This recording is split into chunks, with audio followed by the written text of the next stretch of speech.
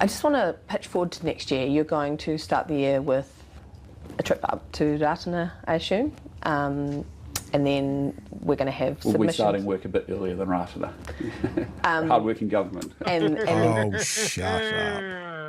We're going to have some submissions on the Treaty Principles Bill, and then you'll go up to Waitangi. So you're going to find yourself again in the middle of the Treaty Principles debate. Looking back to the coalition talks, you were under a lot of pressure to get a deal done in a timely fashion. Do you think if you had... She's been listening to you, Chewie, debating the clock.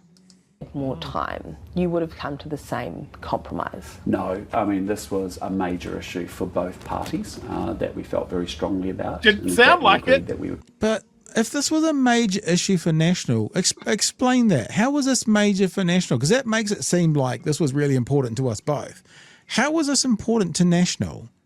You know what I'm saying? It sounds like he's saying we find validity in this as well. Because he's not saying it was important to us to make sure it didn't go through. He just said it was important to both parties. I would have liked that to have been expanded on. Parker as the last issue to deal with because there were such strongly held opinions on both sides of that debate.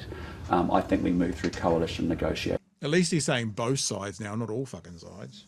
Really well. As I said, I think those negotiations set us up to give us a very stable, coherent government because I made each of the parties sign up to the national agenda and then our own agreements where we had commonality and some differences put into those agreements, but then they cross-signed each other's.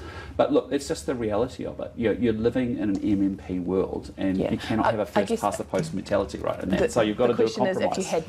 I thought we were living in a material world. Are we living in a material world? And isn't he our material girl? That's what I always thought. More time, would we be in this situation? No, time wouldn't have helped us at the end of the day. Yeah. Right. And I think that's probably the first true thing he said, Chewie. No matter how much time he had, he wasn't going to do any better. Who came up with the compromise? Was it the National Party or the ACT Party? Did you agree to their first? Well, it's a series of conversations that go on about how... Well, I understand it was the only option that was put on the table. So was it a National Party idea or an ACT Party Look, idea? I'm not getting into the negotiations. We worked them through. It was an incredibly intense period of time as we were managing a lot to form a three-party coalition government. But that experience is no different from what many leaders and governments go through in Western Europe, as I've talked about before. So, yeah, you're seeing a maturing of MMP. You're seeing parties that have a lot of common interests. In our cases, we've got a massive overlap of commonality. Yes, we have some different... Like the Treaty's Principle Bill? Is that a massive overlap? Like being pricks and of commonality? Property. Yeah, maybe. So that is the biggest difference that was between our two parties. No one got what they wanted. Yes, it's a compromise. Could you have seen... You keep saying that like it's a good thing. This is the negotiator saying, hey, I'm a great negotiator. We developed a lose-lose strategy. Why do you keep saying that like it's a good thing? It's terrible negotiator comes out to a lose-lose. I thought about this the other day. Do you think he walked out of that Q&A interview and just turned to one of his minders and go, I think that went really well. I have no idea what I said. I kind of blacked out. And now he's like finding out what he's actually said and is just having to like fucking sandbag every answer now. I've seen ding ding ding, there's the MMP lines, there's Mr. Arvids. I've already seen someone mention it in the chat, but it sounds like you're talking about the fever dream. There's a fever dream that went on and maybe he's not quite sure where reality stops and the fever dream starts. Down at all. Could you have said no? It's pretty clear to me that that was a major issue for ACT and it was a major concession for them. It's pretty clear so. But they don't think that's exactly clear to you, but they're saying it's not the way for them, so I'm not sure how that's clear to you. Agreeing to that position in the same way it was a concession for us. And on the hikoi, I know you said you didn't want to go down there because the organisers. I went down there and walked with the hikoi, and what I noticed about it were there are a lot of quite young children, like 3, 4, 5, 6-year-olds, and a lot of them were saying that they were out there just to be Māori. They feel like their identity is under attack. This is actually quite a good series of questions from Jenna. It's more personable. So basically she's going to go into a point where it's like, are you worried that this is really hurting Māori? And of course he's got no answer for that. Had been able to go down and speak to the hikoi, what would you say to those kids? Well, I mean, they've got a government that actually wants young Māori kids to do exceptionally well into the future, and I'm really... Yeah, because that's what a 6-year-old wants to hear from the Prime Minister. genuinely serious about it. We've seen a 4% improvement in Māori getting into school. We've seen a huge amount of effort of young Māori kids coming out of emergency motel accommodation into a proper home. Do you feel they're hurt though? That they're kind of being told that their identity is under No, we attack. value their identity and we value all New Zealanders. But if you want to talk about it, put a monetary value on it. Doesn't know the cost of it, though, does he? They do. Yep, we love to see the haka at the All Blacks, and we love the magazine that I tried to copyright the words kia ora. So there's that. There is a value there. Yep. Just not outside of that. Not their language. We don't value it enough to put it on a government department above English. We don't value it that much. So there's a very clear line. Yeah, you can see the demarcation, Mr. Luxon. We certainly don't value their opinions, true, or their history, or any input that they have into local government. Yeah, so we have some value. Yeah. All right, keep going. Let's take a step back and have a proper conversation about it. You had a situation under the previous government where frustration and division built up because they failed to take the New Zealand people on the journey of a separate health authority, Three Waters co-governance, Wellington mandated local Māori wards. But is this the right way to fix it? Well, I'm just saying to you, there's actually Jenna Lynch credit, even though you've blocked me on Twitter.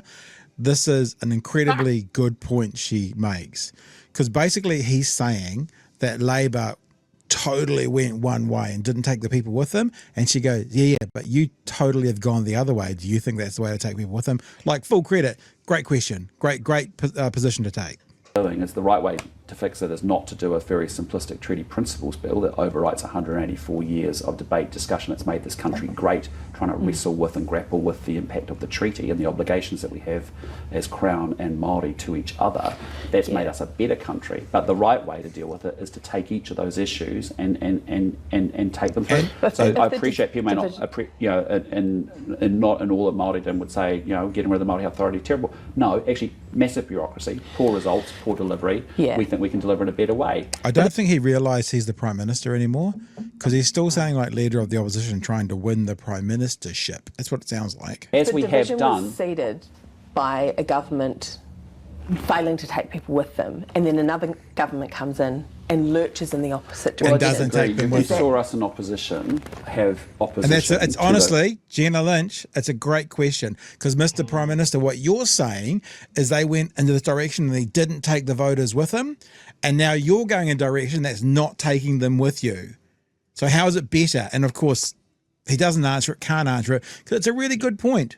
In the opposite direction. Well, I disagree. You saw us in opposition have opposition to those policies, articulate our opposition at that point in time, go to an election, which is the ultimate way in which you get a mandate for what you're doing. We were very transparent about our position on Māori Health Authority, around co-governance of Three Waters, around our position around the MACA bill, certainly around our position around local Māori wards. There are principled reasons for why we took those positions. We articulated them in opposition.